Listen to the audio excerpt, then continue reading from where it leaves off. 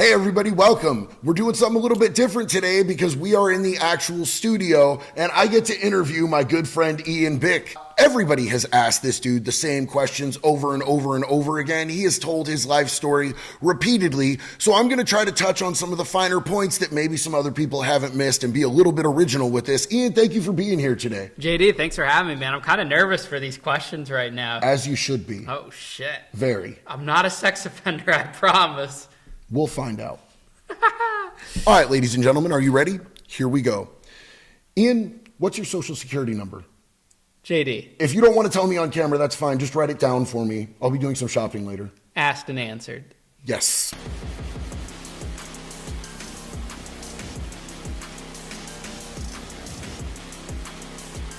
You owned a nightclub called Tuxedo Junction, correct? Correct, yeah. And you threw a lot of shows there. Yep. Who was the worst artist to work with? Worst at Tuxedos or in my music career? In your music career. Music career would probably be Tyga. Tyga? He was a dick. It was like right at the time he was just dating, I think, Kylie Jenner around that time. Okay. And wouldn't take a picture. Like, we gave the guy 40 racks that night for the show. Wouldn't take a photo, very unfriendly. Like, we had to sort through like his Skittles to make sure he had a certain color. Just wasn't pleasant, but you know, I guess you give him credit for showing up because Chief Keef didn't even show up for when I booked him. Straight up played me out of money. So have you ever gotten retribution with Chief Keef, or are you still beefing with him? So, I mean, I'm personally still beefing with Chief Keef, but I think that he worked out a deal with one of the co-promoters to do a show at some point, but I never personally got the money back from that show, no. So you still got done dirty? Yeah, I still got done dirty. So you getting strapped up? You going to go handle that? Those days are over. Let me ask you this. So just so you guys know at home, a rider is generally when an artist is playing a show, it's things that the promoter has to provide. When I was working with John Henry's The Misfits, the drummer from The Misfits, he always wanted 5 pounds of whey protein on every rider. You know, different artists do different things. What's the weirdest stuff that you've had on a rider? So there would be like a lot of pranks, like Adventure Club put that we needed to have. It was like a monkey you needed to have on it. Like, they would put pranks into it to show how serious you took the rider. Mm-hmm. So there would be things like, you know, you have to have certain size t-shirts by a certain brand was big. Sorting out like Skittles and stuff. And then they would put like, we need one guy dressed as a jester and a monkey. We need this, we need that, special food. And when you talk to these guys, they're like, yeah, we just do this to see who like takes the rider seriously or not. But some managers could be dicks and are like sorting through to make sure you have everything. Like with the Skittles, dude wanted a specific color of Skittles? Yep, it was like all the yellow ones or all the green ones removed from the batch, and we sat there and sorted through it. That's half-ass legit though. Like, yellow and green Skittles are straight trash. Yeah, but can we all agree about that? Sort your own damn Skittles. That's fair. That's fair enough. So let me ask you this. You were what, 19 years old? I owned my first club when I was 18, started promoting parties at 15. Did you know that you were becoming a federal criminal at any point in this process until they started knocking on your door looking for you? Yeah, I didn't know until the investigation started. Even while the local investigation was starting, I didn't realize that any crimes were committed up until like I got charged. Nothing was ever intentional. It was all accidental. So was it the jet ski? Was it buying a jet ski with investors' money? I mean, the jet ski in my eyes was a business expense. It was stupid, but, you know, I think the biggest thing out of my whole case was just the lying. Like, lying to cover up losses, lying to obtain funds, anything like that. It all centered around lying. And you were getting, like, legitimate investors, and you were getting investors that were from, like, the darker side of the tracks. Yeah. Did you have any scary connections with people that you owed money to that weren't getting their money, that were unhappy about that? Yeah, I think like the two scariest times, like I've told that one story a lot about how they brought me into the basement of the nightclub and they started smashing my fingers with the other end of a screwdriver, just like whacking them until like my fingers were black and blue. And then there was another time where my business partner and I were at the club and the guy walks in and he puts a loaded gun to his face and is like, you know, don't say any slick shit, and just like cocks the gun, points it at his face, and like holds it at him for like 30 seconds, and then that was it, and then walked out. So there was instances like that. Like I've gotten like the back of my leg smashed with a baton before, a nightstick. Like crazy things like that, smacked around. I got smacked a lot. I got smacked in prison. I got smacked during the club days. There's a lot of smacking going on. Maybe that's why the cheeks are always so red. You do have a rosy palette on the cheeks, bro. It adds to the vibe, It really does. It's a good look, though. I wish I could get that because people would assume I'm innocent. Yeah. People look at you and they're like, oh, look at that's innocent Ian. You know what I'm saying? It definitely plays in your favor. You probably would have got harsher sentencing. So let me ask you this, since you were talking about all of that. Have you ever been in a real fight? I've been in fights, yeah, not necessarily in prison. Prison was just like some stupid tussles, but I've been in a couple of real fights, like when I was in middle school or high school. But I was never really a fighter. I was always like the brains, You always kind of figure out how you can get yourself out of a situation, not like fighting out of it, but just maneuvering. So you have been in fights, but it wasn't when you were in federal prison. No, never. I got jumped in 8th grade by like 10 guys. So like middle school was harsher than prison for you? Yeah, I got picked on a lot in middle school. I mean, I got picked on in prison, but I think prison, there's more assets to utilize. Guys that you could hire, guys that you can, that could protect you or anything like that. And then once, it was established, my paperwork was straight, or even once I got to the camp level, no one's squaring up at the camp. No one wants to leave the camp. It's a cushy situation. They're not going to leave that for over a fight. Yeah, you're in a place with no fence. Nothing. And you have access to like a lot of pleasantries and conveniences. Yeah. Nobody's really trying to go back to a medium or a max. Some of the hardest guys that preach, oh, if you're disrespected, you got to shank them or this and that. Once they get to that camp level or whatever,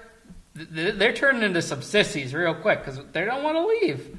Why are they going to want to leave the camp? It's a sweet situation. So it's more of a mellow, laid-back time once you get there. Absolutely. Were the COs pettier at that level? Like, I've noticed from my experience being in minimums, the COs kind of looked at it like, oh, you should be privileged to be here, and they kind of have a more petty outtake, and they're trying to bust you on smaller shit. But in the feds, is it like that? Do they really give a shit? I've heard that happens, but where I was at a laid-back, country thing in Wisconsin, and it was also during the government shutdown. These guards did not give a shit. Obviously, there are some petty guards, but these are like some country guys, don't give a shit, not tech-savvy, didn't really care if you had a cell phone. They were just doing their jobs. They were there to collect their paycheck. They think the camp is like a pointless thing, because it kind of is in a sense, To do 10 years in a camp, like, what's the purpose of that? Maybe do a year or two, but to have someone spend 10 years at this federal prison camp, I don't know. To me, it just doesn't really make sense. But it's always, you could have a chill guard in a medium, you could have a chill guard in a low, you could have a petty guard in a medium or a low or a camp, whatever. It's all based on the guard. Some guards are cool, some guards are not. So are there dudes at the camps literally doing that much time? Yeah, there was a guy that I knew that was there for arson. For insurance fraud, and he like burned down his business or whatever. He got like 9.5 years, and he's doing that whole time at the camp. So you went in, the first time you were ever arrested, you were 19 or 20? I got arrested at 19. So you're 19 years old, you get arrested, they take you in, you have to bend over, spread your butt cheeks, and cough, right? Yes. So were you excited? No, I was fucking demoralized. I hated being like fully naked. Like I would always like, when I was like hooking up with someone or something, I always had like a shirt on. I was very uncomfortable with my body at that point. Like I was just not, it was weird because I was like this chubby kid to be fully naked like that. I just didn't like that. You were thoroughly uncomfortable with it. Very. That was probably the most uncomfortable experience. I really didn't like it the first few times. After a while, I sort of got my shit talk game up, and I would make it as uncomfortable for everyone else in the room as it was for me. I just didn't have that confidence. I didn't get confident until after prison. Do you think if somebody made you bend over, spread your butt cheeks, and cough today, like right now, like right here, that you would be confident and you would talk shit? Oh, yeah, I would definitely talk shit. It's totally different now, because now, like, I've experienced so much more in life. When you're on social media and stuff, like, you just experience a lot more. When you were locked up, were you planning what you were going to do when you got out? Because this seems rather deliberate. Your rise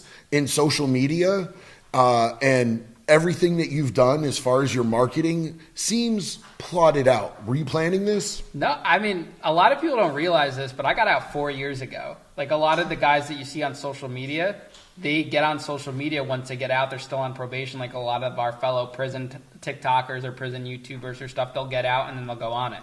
I didn't go on social media till after I completed probation. When I was in prison, I was plotting a comeback, but it wasn't this. I never in a million years expected being a YouTuber and having a podcast would be the comeback for me. I was thinking, how can I get into the nightclub business again? Because that was my passion. I wanted to get back into the entertainment industry. But, life brought me to here, and this is the entertainment industry. I'm passionate about this. So you owe some heavy restitutions, right? Yeah, it's a little over $400,000. And your plan was to try to sell your life story because it's a remarkable story. There's a lot going on there, but that was your plan to try to pay off the restitution by selling your life story into movie rights? Yeah, my plan was that, to sell the story, write a book, sell the story, and also to get a nightclub going again, and kind of use that. But slow going, then COVID happened, that delayed everything. HBO picked up the documentary. I didn't really capitalize off that in the way where people would expect because I wasn't focused on social media. I probably could have ran with it a lot more. Like if I had an HBO documentary right now getting done on me, it could blow it up with my platforms. But back then, wasn't too big. I did a couple podcasts. It just wasn't the exposure I needed because that wasn't my focus. I was focused on advancing in Whole Foods, rising in the corporate world. But now my mindset's totally different. So I think, $400,000 for someone that had the amount of money I had at a very young age isn't a lot of money, and compared to some of these other fraud guys that owe millions of dollars, I mean, we have YouTube friends that make 15, 20 grand a month. Mm-hmm. There isn't no reason why I can't get to that level and, grow a legitimate business out of this and pay everyone back. You have the court-mandated restitutions. Do you still have some of those scarier people to pay back that you owe money to? Yeah, there's definitely figures that I never snitched on or never brought to the table or tried to barter with that when I make it big, I'm going to take care of them. It's going to be one of those scenes where you just, you pay, give a big duffel bag worth of cash and be like, thanks for looking out, That's still in my mind and on my list of people I want to take care of. But you don't feel like you have to look over your shoulder at the moment? I wouldn't say so. I think that there's a mutual respect because they knew my intentions from the beginning, that I wasn't out. See, it's different. People are like, well, I'm surprised you never got killed or this and that. But I think those individuals realized I wasn't trying to fuck them over intentionally. Mm-hmm. I wasn't trying to, people do things out of principle. So I think they realized that I wasn't trying to intentionally scam them, that I was literally just got into myself into a situation. And they also respected the fact that I didn't try to use my relationship with them to get myself out of my situation. Yeah, because your charges were not that serious. And no. You could have rolled over on somebody else for something to save yourself that time. Oh, I could have made a deal with them and said, listen, I'll give you 20 drug dealers or whatever, all the shady people, guns, whatever, mm-hmm. But I didn't, because I knew that has repercussions, Yeah. Look at the 6ix9ine situation. That guy's got to live with bodyguards for the rest of his life, So for me, I wasn't going to do that, There was a certain code that I understood, and I was just, going with the flow, and I knew that we're not talking about millions of dollars. This is a very obtainable fund, Say with all the backdoor people, taking care of the people that looked out for me, say it's even $750,000, right? YouTubers are making millions of dollars. There's so many people, and the prison field is something that hasn't been exploded on. It has been exploded, but not to the level where some of these creators like the Paul brothers or those bigger people have been able to bring it to. So there's no reason why we can't do that. Does YouTube feel like a final destination for you? No, I don't know if it's a final destination. I think all my journey on social media the last 8 months has brought me to YouTube, because YouTube is an extremely hard channel to grow on. Mm-hmm. It's not like I'll read comments or I'll see people's pages, or just the average page. I think the stats are it has less than 1,000 subscribers or whatever. There's millions of YouTube platforms, and most of them are under 1,000 subs or whatever. So to be able to grow to almost 60,000 subs in a matter of 3 months, and your growth rate's amazing too. But I think that's just another stepping stone, and that can lead to us landing a deal with Spotify, or landing a deal with someone that will pick up the podcast, because there's something there. To have these. My logic is this: if it wasn't meant to work out, we'd be stuck at a couple hundred views, a couple hundred downloads, but we're consistently growing week over week. People are liking it. There's more positive feedback than negative, and we're telling a story, and we have a powerful message, and it's growing, rapidly. I think my long-term goal is just to focus on the podcast, because that's what I enjoy doing, interviewing people. Maybe we get to 3 episodes a week. Like, just be like the Joe Rogan of like this genre. Have you seen anybody else that's on YouTube doing the level of production of interviews with the frequency that you are?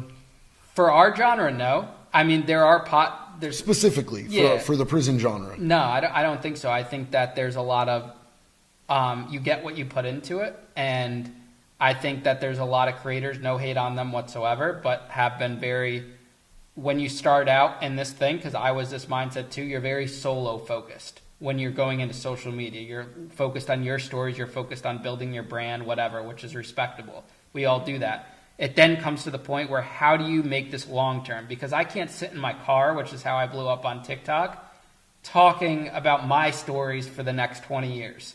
What I can do is up the ante and start talking about other people's stories, which is how I incorporate it into a podcast and interviewing people. But then other people are doing that too. So what makes me different? Well, you bring in the professional production. You put in the effort to fly these people out here, get them in person, because then you get that feeling. Like that interview me and you did, that first one we did, you know, I was a prison gang shot caller, would not have had the same effect if you were sitting behind a screen. Like we were sitting there with you, we were feeling your expressions, we were feeling what you had to give and that energy off of it, and that's why it relates to people in that sense. So to be able to do that, it's just, you know, it's like different, and I think that's what stands us apart and why we're growing rapidly and we'll continue to grow. I absolutely agree with that. So I want to touch on one last thing here because it's right now what seems to have you trending really hard. It's the thing that No Jumper touched on. It's the thing that World Star touched on. I know that you're expanding on this part of your story, but it's the thing that originally I saw on TikTok, and I had never seen you before, and I stitched your video. It was you paid for protection in prison. And I think that a lot of people have the idea that, you know, if you go into prison and you use anything besides your fists, that makes you weak, it makes you a mark. I had somebody comment on one of my posts the other day where I was talking, doing some sort of stitch with you, calling you prison meat. I want to touch on this a little bit. What do you mean by you paid for protection in prison? Did you just walk up to the biggest dude and be like, here's all of my soups, will you make sure they don't take my butthole? I'm not answering this question. No, I'm kidding. No, so I mean, it's just like, I think everyone's prison experience is different, and not everyone's built, and a lot of people will agree with me and a lot of people disagree with me, but it doesn't make you any less of a man by trying to negotiate your way out of a situation, because, you know, prison could be a business transaction in the sense where you have to do what you have to do to survive. Someone like you is going to survive a lot differently like someone like I will, based on our principles, based on how we were raised, based on the environment that we came from. I did not come from an area where you fight to get out of your situations. I came from an area or an upbringing where you used your brains to try to figure a way out of it. So in my situation, I don't look at it as like being a bitch or anything like that. I just look at it as being like the smartest person in my environment at the time to figure out how can I get out. Because at the end of the day, you want to get home safely. That's what anyone's goal is when you go to prison, unless you're sentenced to life. But at that point, you're figuring out how to survive anyways to the end of your life. And there's always hope in one sense. So my job was to figure out how I get home safely. And I looked at it as I found what someone was lacking. Like it's in business. You find what your demographic needs, you provide that service, and it creates, you know, a business out of it. So in my sense, I found guys that needed commissary. I had money to provide them with commissary, and it was just a mutually beneficial, unsaid agreement that they were going to look after me. Well, yeah, absolutely. You became like an investment to them. Did it move past the point of where it was just like a mutually beneficial type thing and you guys actually developed relationships as friends? Yeah, we definitely became friends. I still talk to some of those guys today. It was not like I didn't, like, I have a good personality where I can like make friendly with people. I didn't just go to someone and say, hey, you come over here. Here's $50. You know, then that would have been, I get the argument, they would have just kept taking your money. These friendships formed before. They got to understand me. They knew me. They knew the real me, you know? Mm-hmm. It was like you always say, like, if someone was weaker than you or someone was at the prison, if their paperwork was straight, you're going to look after them. Well, here's the thing for me as a convict. If somebody comes in and they're a youngster and maybe they don't know how to conduct themselves. Maybe they're soft. Maybe, they have, any type of disability, mental, physical, whatever the case may be, but they can't defend themselves. But they're a good person. You know what I'm saying? As far as prison standards go, they're not a snitch. They didn't do no funny style shit to no kids or no women. They're not sexual charges. We're supposed to build them up. We're supposed to bring them up. We're supposed to make sure they don't get bullied. We're supposed to make sure they know how to conduct themselves. Now, at some point, they're probably still going to have a show of heart. You know what I'm saying? Like, if somebody disrespects them, you're going to let them run that back. You know what I'm saying? It's time to get in, kid. You push them out a little bit, swing, win, lose, or draw. You have your respect, but you make sure that people aren't taking advantage of them along the way. And so, to me, I had multiple people that were under my wing like that. Like, I had this friend Cotton. I called him Cotton because he was white and he was soft as a cotton bottle. And he was a good kid though. And, he got in trouble with some dudes over a weed deal, and they were coming after him with a needle full of AIDS blood. And this kid was terrified out of his mind, bro. And it was like a small time debt. It was like $30-something of weed. And, I made sure that wasn't going to happen. I paid it off. I told him never do business with this kid again, or you'll deal with me. You know what I'm saying? That's the type of stuff we're supposed to do as convicts. So it's not that wild what you're saying. And a lot of people like to trash talk you about it. And I just think that's funny. I think that that's coming from an inmate sort of outlook on things, and it's really telling of who they are as people. You've also never been to prison before, though, too. You really don't know until you've walked a mile in someone else's shoes or you've experienced that situation. And let's be honest, like, you didn't go to the hardest prisons. You didn't get to a really hard prison. Yo, I was in the USP, bro. Don't fuck with me. Nah, I acknowledge, and I say that to people. Like, anyone that says you weren't in a hard prison, just go watch my original content. Like, I've made it clear I was in a camp in a low. But who wants to be in the hardest prison, dog? Like, who's really bragging about that? Like, there's these like the California cats, we're super racially segregated, and we have to join a gang the second we get there, and all we do all day long is stab people. You're lying, bro. You're absolutely lying. These dudes are like above and beyond with the bravado. Like, Oregon isn't the hardest time you can do in the state. I'm happy about that, bro. Like, I'm stoked about that. Yeah, it was like a lot of really crappy time. Like, OSP's old as hell. It's a lot of lockdown. But I'm cool with the time that I did. It was enough for me to know that I don't want to go back. Yeah. Do you ever see yourself going back to prison? I don't think so. I think not. I mean, I think I made it through the hardest part, which is probation, because it's set up to design you to fail, to get violated. That's when they have like the most control over you, Mm-hmm. But I had a stable job. I think I'd be in shadier situations now if I was running my business while on probation, because then it's like the traveling out of state or this and that. There's no gray area. It's black or white.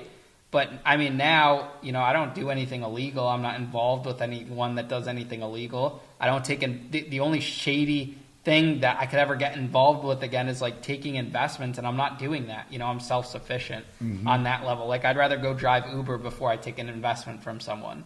And I've seen that you're doing that, and I commend you for that. I have one more question for you.